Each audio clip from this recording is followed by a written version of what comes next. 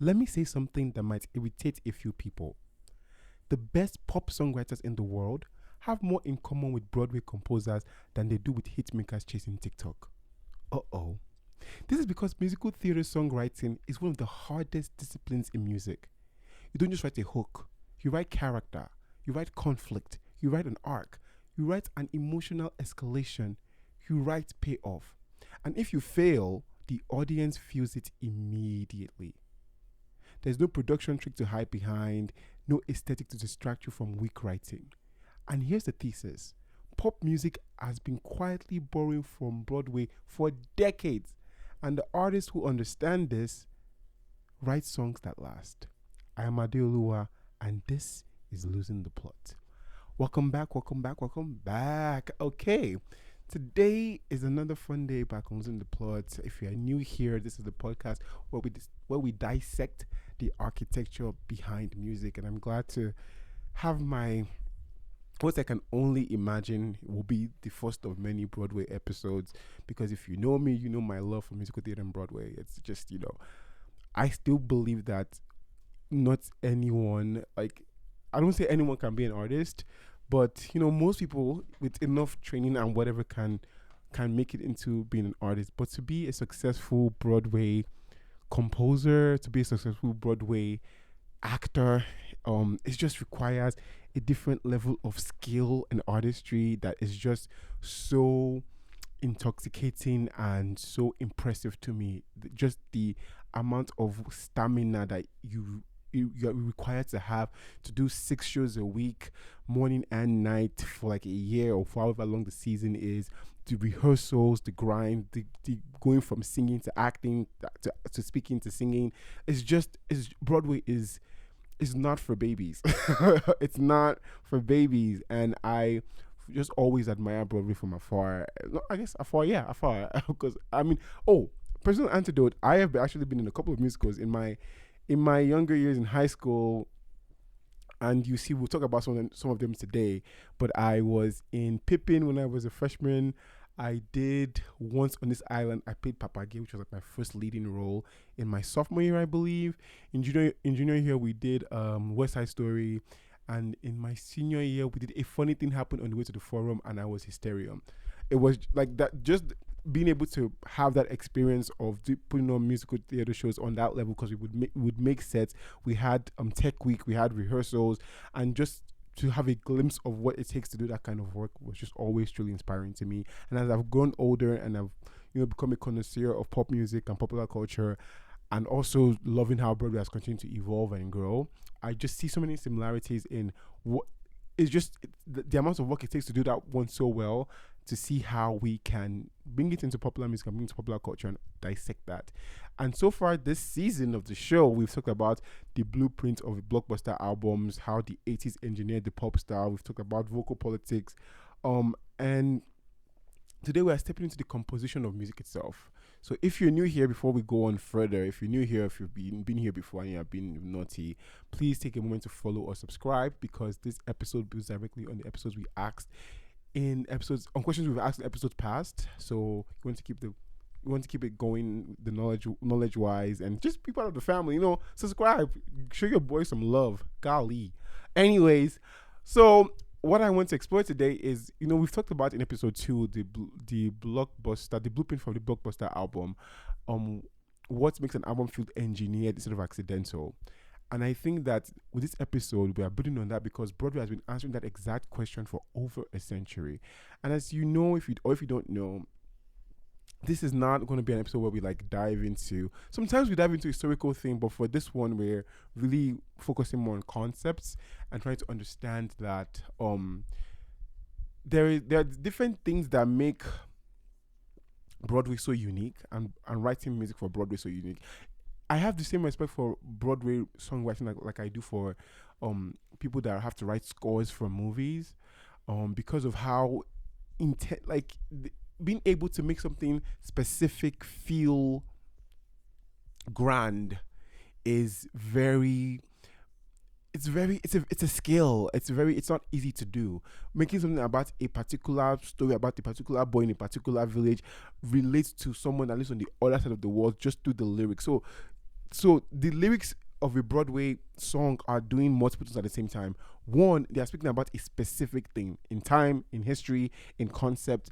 And two, ideally, they're also able to take that specificity and take it to you, the audience, you, the listener, and see like how is this theme of what they're saying in this song, how does that relate to me, and how can I take it home with me? And the best Broadway musicals do that, right? Because there's some not so good ones. But let's talk about not so good ones today. Today is going to be a running list of some of my favorite musicals, some of my favorite musical songs, and how they do that so well. So one of the ways they're able to do this, right? One of the ways they're able to take this specific story and make it universal is that they are able that the best Broadway songwriters write with character voice. And this is one of the reasons why some pop songs fail, right? Because in musical theater, every single song must answer one question: who is singing this and why they sing it now? So let's start with Corner of the Sky from Pippin. Oh,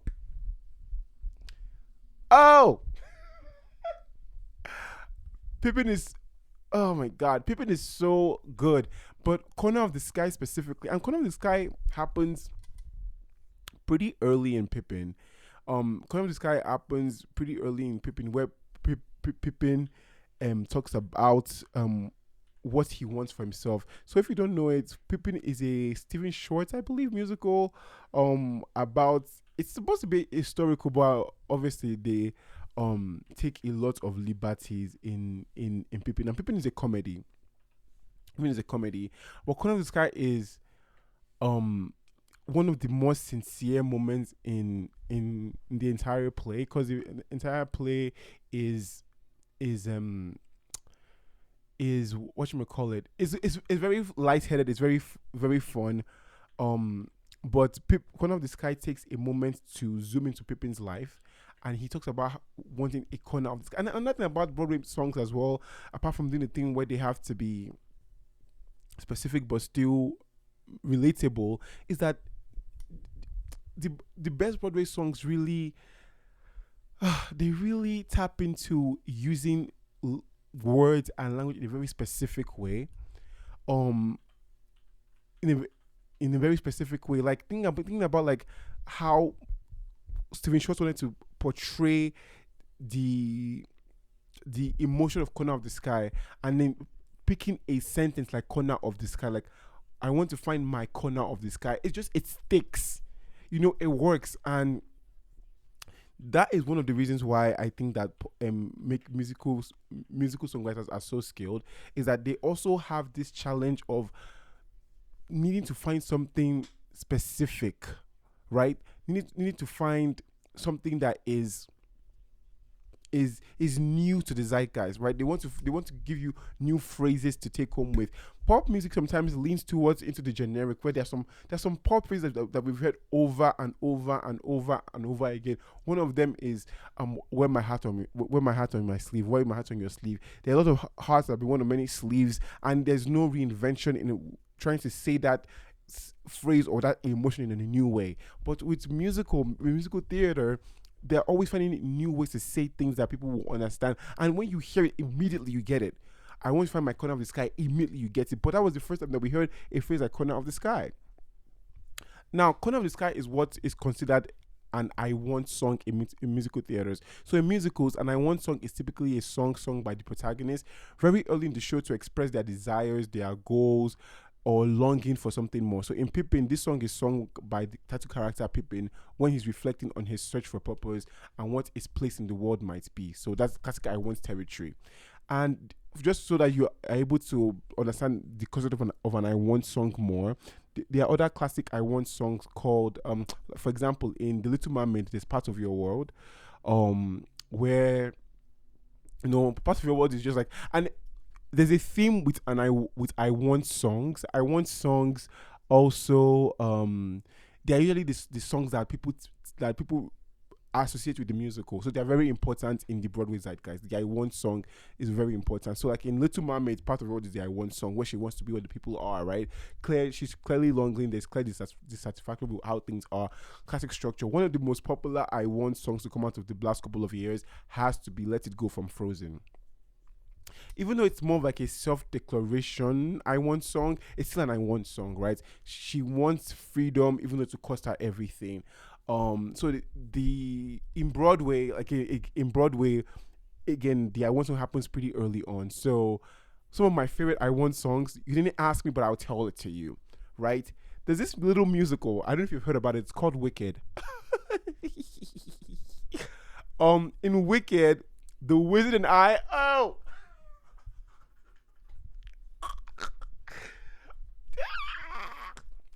okay, let's talk about the Wizard and I for a second. Let's park this boat right here. Right here. Okay, thank you so much. Park it right here. The Wizard and I is Steven Schwartz is just so good at his job. And if everybody in the world was as good at their job as Steven Schwartz is good at his job, the world would be a better place. The The Wizard and I not only is such a great I want song because of just where it stays, it is in the musical. I think The Wizard and I might be it's one of the earliest one of the songs that happens early in the musical, but it's the foreshadowing in that song musically. So not just lyrically. In the lyrics, you can see when you watch the musical to the end, you can see how The Wizard and I foreshadows what will happen later. But even in the music, even in the chords and the progression, like even in the music, there's a start and stop that happens in Wizard and I. First of all, Wizard and I is an insane song to sing. It's just a difficult song to sing iconically. But even in the music, that song is so referential to and so foreshadowing what's going to happen later on.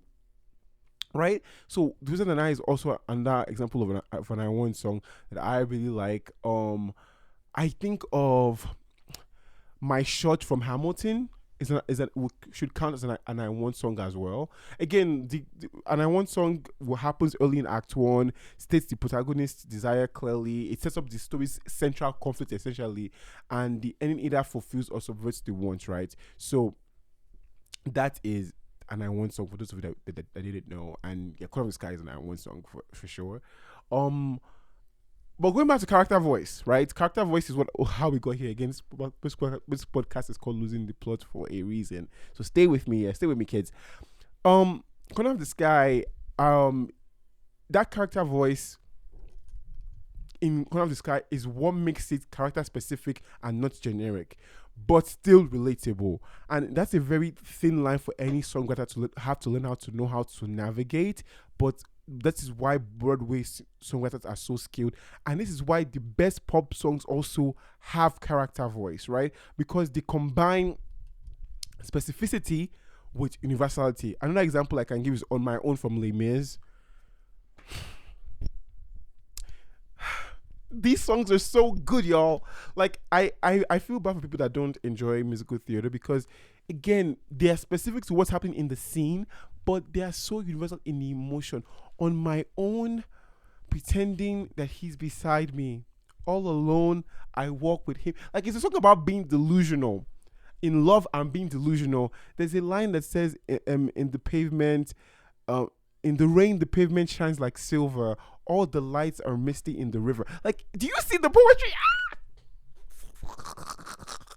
It's writing a great Broadway song is not like you can't just do that. Like, it's not something you can just do, bro. You have to know poetry, you have to know cadence, you have to know music. It's so complex. But when it works, like a song like On My Own, it really works.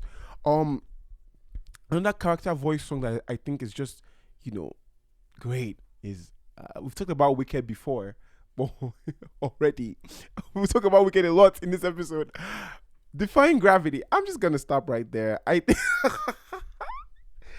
just like you listen to these songs musically and the kind of skill it takes to. Let me talk about the performance. Let's not talk about this. Today's I'll talk about performance. Talk about songwriting here, okay? So it's a songwriting episode. So let's talk about songwriting. Let's stick to songwriting.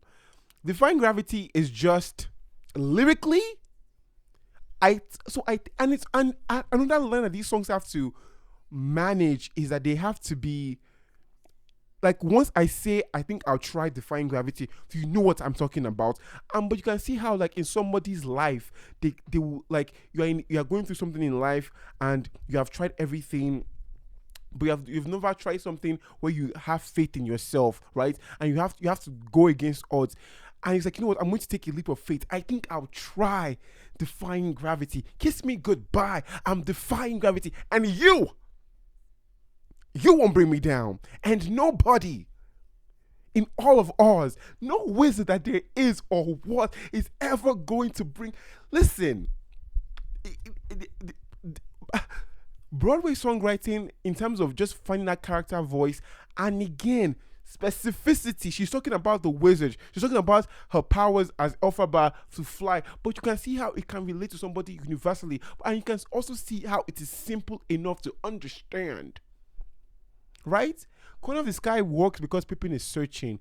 The melody ascends but never quite resolves. So musically, in Corner of the Sky, the music is reflecting yearning. Same thing with Defying Gravity. Throughout Defying Gravity, the song is starting and stopping, but it's soaring and it's soaring. And when she gets to that final end of the song, it's just like the moment has arrived and she flies. Like the music aiding the narrative of the story, but still, again, being universal, being specific, and being instantly understandable. Now, contrast that with many pop songs that can be sung by anybody, right? Because in Broadway demands specificity, but pop often sacrifices it for universality. And like I said, these Broadway songs, they're relatable. People listen to these songs and they get emotional. They cry. I'm thinking about the memories from Cats. People get to this and they cry, but they're still specific. But the problem with pop music sometimes that it just has no specificity and goes only for universality, right? But the biggest pop songs, and here's where today's episode comes in. The biggest pop songs, they do what the best Broadway songs do, essentially. So I'll give you an example. Well, I heard that you've settled down, found a girl, and you're married now. I heard that your dreams came true. Guess she gave you things I couldn't give to you. Oh, old friend. Why are you so shy? It's not like you to hold back or hide from the light. So anyways, when I was singing Someone Like You by Adele, that's a character song. It's a song steeped in her reality. And if you want to, we should probably do an Adele 21. Have we not done that? I guess we've not. I should do an Adele 21 episode. I'm good to an Adele 21 episode. Let me write it down so I remember for later. I will be doing an episode about Adele 21. But you see how like that verse and the entire song really, the entire album really, she's talking about something specific, but you get what she's saying. It's specific, but it's relatable, and it's instantly when she says, "Never mind, I'll find someone like you." Instantly, you know what she's talking about. Instantly, you know what she's talking about. It's I don't think before then people used to go around saying "someone like you." So it's also inventive in the way that Broadway songs are inventive. Let's talk about Taylor Swift's "All Too Well." You know, that is another song steeped in the character voice that is instantly recognizable, specific to her, but still relatable. Olivia Rodrigo's "Driver's License." These songs, they feel like diary entries, and that's the Broadway, I would say, influence of them. I don't know if these artists are, big Broadway fans, but for sure I can say that that's Broadway's influence. Character first, hook second. So can you remove the artist name from your favorite song and still know exactly who is singing it? If yes, that song has character voice.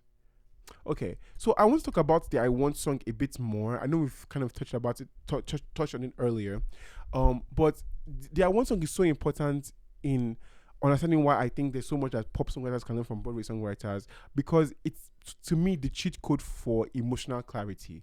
So Broadway has a structural device called the "I Want" song that we've talked about, and the core of the "I Want" song, right, is that it establishes desire, stakes, and emotional engine.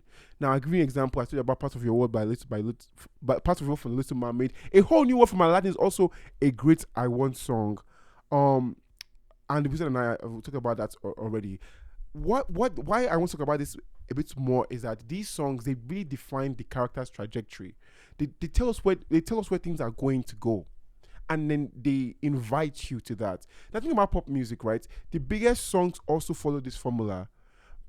Some phrases that you can take from hearing pop songs sometimes is I want you, I want freedom, I want revenge, I want to be seen. There is the best pop songs. I'm thinking about Whitney Houston's I Will Always Love You. They are about wanting something, and they tell you very clearly in the music what they want. So that's another thing you can take from the, like I said, I want songs are songs that end up becoming many times the face of the musical. The I Want song is a song that you want to get right, because that's what most people are going to be humming along when you think about that musical. And this is not accidental, right? As human beings, desire to us is memorable. So we can even relate easiest with emotions about longing and desire and yearning. It's so universal, and there's so many ways that can show up. You can be the one yearning, you can be the one being yearned after. You can yearn, but the situations are not palatable. Like songwriting wise, the idea of having a song about wanting is so powerful, because without desire, songs can feel static, right?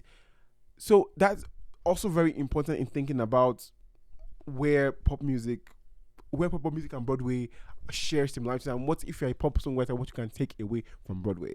Now I want to talk about escalation and payoff. Hey, that's Nigerian accent. Almost slipped out there, guys. Excuse me. Sorry. Okay. Escalation and payoff. Why defying gravity works to me. So I want to talk about defying gravity. We'll talk about Wicked a bunch here, So prepare yourself. It's not a wicked episode, but it's a wicked episode. You know what I'm saying? Let's break defying gravity down. Let's break it down. And I want to break it down again in terms of escalation and payoff. It begins conversationally. Is that a word? Can you say conversationally? It begins conversational, and then it builds in layers. I wish I could. You know what? Y'all are gonna have to deal with me. My voice is quite coarse today, but it builds and builds and builds and builds, and that's why that song works so well. Is that as it builds, it modulates upwards. So both in like I said before, the best Broadway songs have they have both lyrical dexterity and musical dexterity. So in the music is also reflecting what lyrics are saying and helping the motif of the song go higher and higher. Let me pull up the lyrics of Defying Gravity real quick. Give me 10 seconds, y'all. I know the lyrics, but I want to kind of do a deep dive into one of the best written songs ever. And I'm not even capping. So let's start from, okay, Alphaba. Why couldn't you just stay? Oh my God. Okay, Alphaba. Why couldn't you stay calm for once instead of flying off the handle? I hope you're happy. So the song starts out with Glinda chastising is a word Alphaba for not for blowing up things with the wizard, right? And then they have a conversation through song. It's more is song, but it's song spoken, and then from there it keeps on building and building and building. Now compare that to many modern pop songs that are structured like verse, pre-chorus, drop, and it's done. Pop songs, they don't give you enough time to get payoff, right? The reason why that war cry at the end of the Defying Gravity works so well is because we spent this entire song starting and stopping, going through different layers, going through different emotions, and then when it builds and builds to the end, it explodes. But pop song structure can be so formulaic sometimes that it doesn't give you room for escalation and payoff, which is why, let me go into another tangent, is why are there no bridges? Oh, you know what? I've already made this rant in an earlier episode. I've already ranted about there not being bridges in an earlier episode. But to that point, bridges are important in music because bridges give us an opportunity to build off and receive payoff. So when we're doing verse and chorus, a bridge gives us a moment to like just take things slow or take them faster, but to introduce a new element into the song that will also have payoff. So Broadway understands delayed gratification, and sometimes pop music doesn't. But the best pop songs do. So another Broadway song that is really great that you should probably check out is Maybe This Time from Cabaret, Seminole. Seminole. A great song. Because it's a song that builds and builds and releases. Now I want to find pop songs that understand the importance of payoff. I'm going to go to Adele Laurie Blue Atkins again. Rolling in the Deep builds in the verses. She's angsty. There's a fire starting in my heart. Reaching a favorite pitch and it's leading me like she's mad. Okay? And she's mad, and she's seemingly mad at like what is going on with you, with the situation with a romantic partner. Then we get to that pre-chorus. The scars of your love remind me of us. Like they keep me thinking that we could have had it all. Like, and now, like, so she goes from being mad to contemplative. So like even in terms of the delivery and the chords they use in that pre-chorus, it's like, oh, like I'm mad, but shoot, man, like I'm just like as I'm seeing this, I'm remembering how we could have had it all, and then she gets mad again. But you could have had it. Like the chorus soars. You know, it's that like lingering and working things out and tension and expansion and resolution. That theater logic that makes Rolling in the Deep work so well. Think of Shallow by Lady Gaga as well. Shallow by Lady Gaga. And that song that like she spends time building it. So when she explodes in that I'm off the deep end, watch as I dive in part, and it gets really big and cinematic, it's because we've earned that moment. We've been with her through the different layers that led up to there, and then she goes that that part that comes before that, the big chorus again. It's leading you, escalating, and then there's payoff. So the best pop songs use that theater logic of like we need to have emotions in different layers for there to be payoff that the audience is going to really appreciate, right? Okie dokie. So now that we've talked about that, I want to talk about duets and duo perspective, right? Again, I'm using my favorite musicals and my favorite Broadway's songs to show you why I think Broadway songwriting is just the best, and also what I think pop music can take from Broadway, or the things that pop music already takes from Broadway. Now, duets are just so important in not all musicals, but I think I would say a lot of musicals utilize the duet or the dual perspective. So I'm telling you one story, but I'm also telling you the story from two different perspectives. It's such an interesting device. Sometimes they use overlapping musical overlapping lyrics and overlapping musical tones to tell that story. So as a great example of this is Tonight from West Side Story, and A Boy Like That and I Have Love from West Side Story, where like, you know, one character is saying one thing, the other character is saying one thing. So it's talking about the same situation from those different perspectives, and it's so exciting to listen to. I think one of those things where it really sticks with people, right? Because two emotional truths colliding is very interesting to just listen to and experience, because like you're getting two pieces of information at the same time from two different individuals. And pop borrows from this constantly. One of my favorite dual perspective songs of all time. Can you guess? If you can guess this, I can't give you money because you're listening to this recording, but I feel like if you've been listening to this podcast and you follow me on social media, you know what I'm going to say. A song about dual perspective that is a duet. 5, 4, 3, 2. The Boy Is Mine, Brandy and Monica. The Boy Is Mine, the boy. Yeah. Cinematic. Two truths colliding. In the music video, they come to a restaurant in the music video, kind of. But in the song, it's just so interesting to hear both of them go back and forth, right? On this one conversation, because it turns the song into a scene. Now let's talk about the ensemble or the anthem song, right? Or the anthem. one of the reasons why Broadway works so well, and some of the most memorable Broadway, or let me not just choose Broadway now. Musicals in general, because musicals can come in different forms. They can come in on Broadway. They can come on TV. They can come in like the Disney musicals. Like there are different types of musicals, right? They don't. Let me not use Broadway as a catch-all term. Um, but ensemble and anthem songs are so powerful because they capture catharsis, right?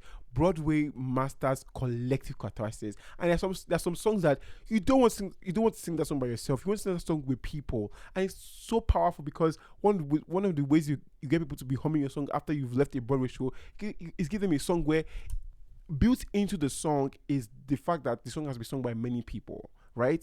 And like in pop music, people definitely do this, but we'll start with the Broadway part first.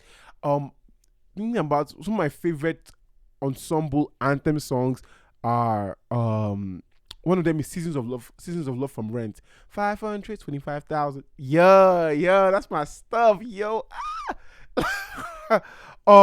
Like Seasons of Love is just one of those songs like you're always thinking about other people are singing that song, and it just makes it more communal. One other song from a musical is One Day More from Les Mis. Again, these are songs where like you just like you think about the song, you think about the collective. Let's talk about HSM a little bit. High School Musical, we're all in this together. That is a great ensemble song. Or What Time Is It? Yeah. You see how like immediately like you're feeling, and then what I love about these ensemble songs as well is that they also invite you like music wise. I think it will be very difficult to talk about Broadway songwriters without talking about the literal music as well, like about the songwriting, because they work hand in hand, right? Some of the motifs in the lyrics directly influence the motifs that happen sonically. So like thinking about like we're all in together and what's amazing from High School Musical, that big band sound is also very communal. It's like it's a big band and it invites you to participate. And the best pop songs do the same thing. The best pop, in fact, pop's biggest anthems function in the same way. I'm thinking about where the world there comes a time, yeah, where you hear something, Born This Way.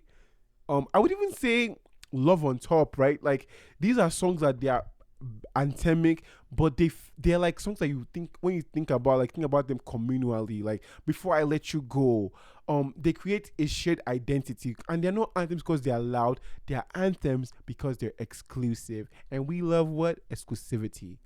So I know I've talked about how music interacts with songwriting a lot in Broadway, and how we can't really talk about Broadway songwriting. I was talking about the motifs in music and in the lyrics and in the music. And I think that's because melody as storytelling is so important in Broadway, or with musicals. And that sounds like such a complex way to say the song has to be sweet.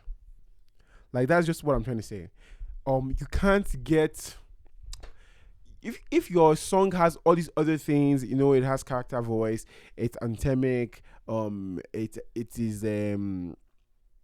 has escalation and it has payoff and it has all these other things, but the melody is not sweet, then I'm not gonna sing it because I'm not gonna remember it. So, and melody as storytelling is a bit more complex because like it's inspiration, right? It's data in, data out. With that, like whoever is writing the song, the melodies that they think about or that come from them is influenced largely and greatly by what they listen to and what they're used to, right? So like think about Part of Your World, the melody literally rises on the word up. So there's also prosody in the melody and the songwriting. So like the melody is telling you what the song is doing, and vice versa. Corner of the Sky, there's a song called Somewhere. A couple of Somewhere songs actually. I've actually realized there are a couple of Somewhere songs in musicals, and they're all good because they use sustained notes to create longing. So you think about pop melodies that feel inevitable. Great pop songwriters, they think theatrically about melody, not just rhythmically, right? And that's why some songs are just sweet. You just want to hear the song because it's sweet. I think about Who Lives Who Dies Who Tells Your Story from Hamilton. It's just such a sweet song to me. Like I just want to hear the song for the sweetness of the melody, and that is very important for both pop music and for Broadway music. Now, why does this matter? To me, this matters because in the new era that we live in the era of streaming incentivizes short intros, immediate hook, and viral moments. And that's not how Broadway and musical storytelling work, right? Broadway incentivizes arc, development, emotional coherence, and it helps the listener know that labor was put into making this record, and it helps the person that creating it also. It gives them really hard markers onto as to what they need to accomplish to make their song successful. Pop songs that feel disposable often lack progression. They the pop songs that endure, they feel like scenes. They move somewhere. They paint a world from you, and that's what Broadway does. So I feel like, again, the as a pop musician, as a pop singer songwriter, though, the best pop music is adjacent to Broadway music for those exact reasons. Because if pop is about moments, musicals are about meaning, and the artists who are able to combine both are able to build legacies. Right? Broadway songwriting forces discipline. There's no filler, because if there's filler, the audience will know and they will let you know. They won't come and see your show. There's no vague emotion. There's no lazy payoff. Every note must justify itself, and that to me is the cheat code. So for every musician that is listening to me out there, I would really, really recommend studying theater, studying character voice, desire, expression, and payoff. Because if you can write a song that functions in a musical, you can write a song that survives culture. I believe that very dearly. So, just a little. Let me give you out some homework. Like, everything that you've heard me yap about for the past couple of minutes. Like, what's the most theatrical pop song that you know? Right? Like, think about what pop song to you, when you hear it, you think musical, you think Broadway, and which pop artists write like dramatists, right? And just something I want to leave you guys with today. But yes, it has been so much fun. Obviously, you guys know I love talking about as you maybe don't know that yet, but whenever I get a chance to talk about something about that's musical related, I'm gonna do just that. I'm gonna do just that. And for next week, we're going to, you know what? I'm not sure if I want to be teaching guys about what's going to happen next week quite yet. Like, I don't know, because I feel like every week I almost start to, and I'm like, I don't know. I don't know. But anyway, if this episode made you hear pop differently, please share and please let me know. I'm always down to get critique and feedback. So if you like there's stuff that you agree with or stuff that you didn't agree with, I'd love to know. I'd love to hear from you at adeoluwamusic@gmail.com. Follow or subscribe wherever you're listening. It really does help and goes a long way. But yeah, because one of the reasons I love doing this podcast is because I think that the deeper we understand structure, the harder it will be to be manipulated by spectacle alone. This is Losing the Plot. Stay crowned. Bye, guys.